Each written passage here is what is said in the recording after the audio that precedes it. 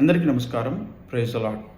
దైవజనులందరికీ తెలంగాణ రాష్ట్రంలో ఉన్నటువంటి జిల్లా ఫెలోషిప్ ప్రెసిడెంట్స్కి, నియోజకవర్గ స్థాయిలో ఉన్నటువంటి ఫెలోషిప్ ప్రెసిడెంట్స్కి, మండల స్థాయిలో ఉన్నటువంటి పాస్టర్స్ ఫెలోషిప్ ప్రెసిడెంట్స్ అందరికీ కూడా హృదయపూర్వక నమస్కారాలు, వందనాలండి. నేను మార్క్ బాబు, యథార్థవాది టీవీ ఛానల్ నుండి మాట్లాడుతూ ఉన్నాను. తెలంగాణ రాష్ట్రంలో ఉన్నటువంటి క్రైస్తవులందరిని ఉద్దేశించి ఈ యొక్క విషయాన్ని తెలియజేస్తూ ఉన్నాను. ఈనాడు మనం చూస్తున్నాం, దేశవ్యాప్తంగా బీజేపీ, ఆర్ఎస్ఎస్ ఏ విధంగా మైనారిటీస్ అయినటువంటి క్రిస్టియన్స్, ముస్లిమ్స్ పైన, దళితుల పైన ఏ విధంగా దాడులు చేస్తూ ఉందో మనం చూస్తూనే ఉన్నాం, వింటూనే ఉన్నాం. మణిపూర్లోను, ఉత్తరప్రదేశ్లోను, ఛత్తీస్గఢ్లోను, అస్సాంలోను ఈ విధంగా ఎన్నో దాడులు కొట్టి చంపేస్తూ ఉన్నారు. కుక్కలను కొట్టి చంపినట్టు చంపేస్తున్నారు. ఇలాంటి తరుణంలో మరి భయానకమైనటువంటి వాతావరణం నెలకొని ఉంది. అయితే రాబోయే 2 నెలల తర్వాత ఎంపీ ఎలక్షన్స్ అయిపోయిన తర్వాత మళ్ళీ బీజేపీ కనుక గెలిస్తే ఖచ్చితంగా వాళ్ళు రాజ్యాంగాన్ని మారుస్తామంటున్నారు. లౌకికత్వము అనేటువంటి పదాన్ని తీసేస్తామంటున్నారు. ప్రాథమిక హక్కులు లేకుండా చేస్తామంటున్నారు. ఓటు హక్కును తొలగిస్తామంటున్నారు. ఇది ఆల్రెడీ వారు బహిర్గతంగా చెప్పినటువంటి సంగతులే. దాదాపుగా ఈ విషయాలన్నీ మీ దృష్టి కూడా వచ్చాయని నేను నమ్ముతున్నాను. అయితే మరి దీనికి పరిష్కారం ఏమిటి? మరి దీనిని ఉద్దేశించి ఈ విషయం పట్ల ప్రతి ఒక్కరూ అవేర్నెస్ పొందాలని నేను కోరుకుంటూ, మరి భవిష్యత్తులో దీని గురించి ఒక కార్యాచరణ చేయాలని ఆశిస్తూ ఉన్నాం. మరి తెలంగాణ రాష్ట్రంలో ఉన్న 600 మండలాల పాస్టర్స్ ప్రెసిడెంట్స్తో ఈ విషయాలను చర్చించడం కొరకు, మాట్లాడడం కొరకు ఒక సమావేశం ఏర్పాటు చేయాలని అనుకుంటా ఉన్నాం. అయితే ఈ విషయంలో జిల్లా ప్రెసిడెంట్స్, నియోజకవర్గ స్థాయి ప్రెసిడెంట్స్, మండల ప్రెసిడెంట్స్ కూడా ఇన్వాల్వ్ కావాల్సినటువంటి అవసరం ఉంది. అయితే అతి త్వరలో ఈ గొప్ప ప్రమాదాన్ని ఎదుర్కోవడానికి ఒక చక్కని పరిష్కారం ఉంది.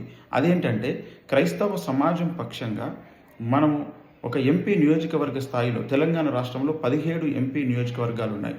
ప్రతి నియోజకవర్గంలో చూస్తే దాదాపుగా 1,00,000 ఓటింగ్ క్రిస్టియన్స్ ఉంది. మనము ఎంతోమందికి సేవ చేశాం గనుక మరి ఎస్సీలలో నుంచి మనకు సపోర్ట్ చేస్తారు. అంతేకాకుండా ముస్లిమ్స్ వాళ్ళు కూడా మైనారిటీస్ కనుక వాళ్ళు కూడా మనతో సహకరించడానికి రాబోతూ ఉన్నారు. ఇలా ఇంకా ఎంతోమంది క్రైస్తవ పాస్టర్ల చేత చర్చెస్ ద్వారా ప్రయోజనాలు పొందినటువంటి వారు, ప్రార్థనలు చేయించుకున్నటువంటి వారు, సహాయాలు పొందినటువంటి వారు ఎంతోమంది ఉన్నారు.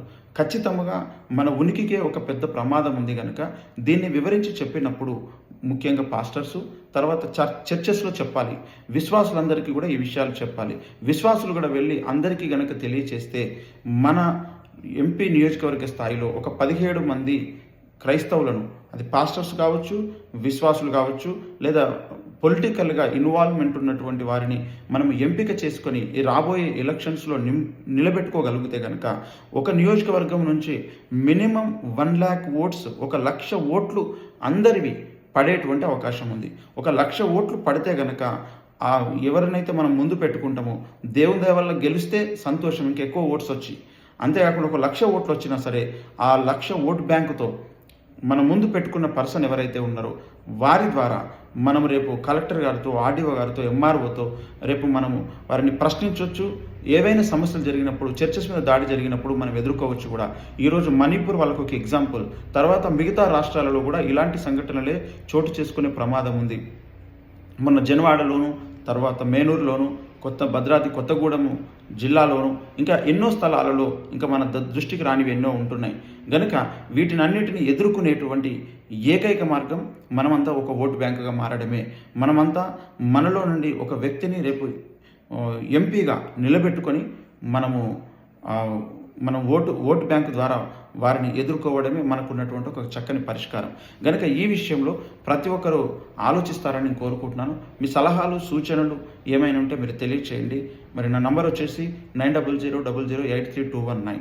కనుక మరి ఈ విషయంలో ప్రతి ఒక్కరు కూడా మరి విశాల దృక్పథంతో ఆలోచించి, మరి డినామినేషన్ బోర్డులను కాసేపు పక్కన పెట్టి, ఈగో ప్రాబ్లమ్స్ను పక్కన పెట్టేసి ఈనాడు క్రైస్తవ సమాజాన్ని మీదకి వస్తున్న ఈ గొప్ప ఉపద్రవమును ఎదుర్కోవడం కొరకు సేవకులందరూ ముందుకు వస్తారని, ఆలోచిస్తారని నేను మనస్ఫూర్తిగా కోరుకుంటున్నాను. కనుక ఈ విషయంలో ప్రతి ఒక్కరు మీ స్పందన తెలియజేయాల్సిందిగా నేను కోరుకుంటున్నాను. మిగతా విషయాలు మళ్ళీ తర్వాత నేను అందరితో మాట్లాడతాం. ఈ విషయాలన్నీ కూడా అన్ని జిల్లాల ప్రెసిడెంట్స్తోనూ, నియోజకవర్గ ప్రెసిడెంట్స్తోనూ, మండల ప్రెసిడెంట్స్తోనూ వారికి తెలియజేస్తూ, మాట్లాడుతూ ఉన్నాము.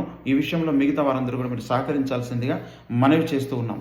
మరి అందరి పక్షంగా నిలబడడం కొరకు ఈరోజు మీకేమైనా అవకాశాలు ఉంటే అందులో ముందుకెళ్ళండి. లేదా ఈరోజు ఇండియా ప్రజాబంధు పార్టీ అందరినీ నిలబెట్టి అందరికీ మద్దతుగా సపోర్ట్గా నిలబడడానికి అంబేద్కర్ గారు చూపెట్టినటువంటి మార్గం గుండా అందరికీ సమాన హక్కులు కలగాలనేటువంటి ఒక లక్ష్యంతో ముందుకెళ్తున్నటువంటి పార్టీ ఇండియా ప్రజాబంధు పార్టీ. మరి డాక్టర్ అద్దంకి రంజిత్ తోఫీర్ గారు దీన్ని స్థాపించారు గనుక దీన్ని మనం యూటిలైజ్ చేసుకోవాల్సినటువంటి అవసరం ఉన్నది. ఈ విషయంలో ప్రతి ఒక్కరు కూడా మీరు మరి ఎలాంటి స్వార్థాలు లేకుండా ఎలాంటి ఈగో ప్రాబ్లమ్స్కి వెళ్లకుండా మరి ఆలోచిస్తారని, లేదా దీనికి ఇంకా ఆల్టర్నేట్ ఏముందో తెలియచేయండి. నేను మీ ముందు ఒక విషయాన్ని పెట్టాను, లేదా ఇంతకంటే బెటర్ వే, ఇంకా బెటర్ సొల్యూషన్ ఏదైనా ఉంటే మీరు తప్పకుండా తెలియచేయాల్సిందిగా మనవి చేస్తున్నాను. ఈ జరుగుతున్న పరిణామాలు పరిస్థితుల గురించి అందరూ కూడా ప్రార్థించాల్సిందిగా హృదయపూర్వకంగా నేను మనవి చేస్తున్నాను. అందరికీ నమస్కారం. Praise the lord.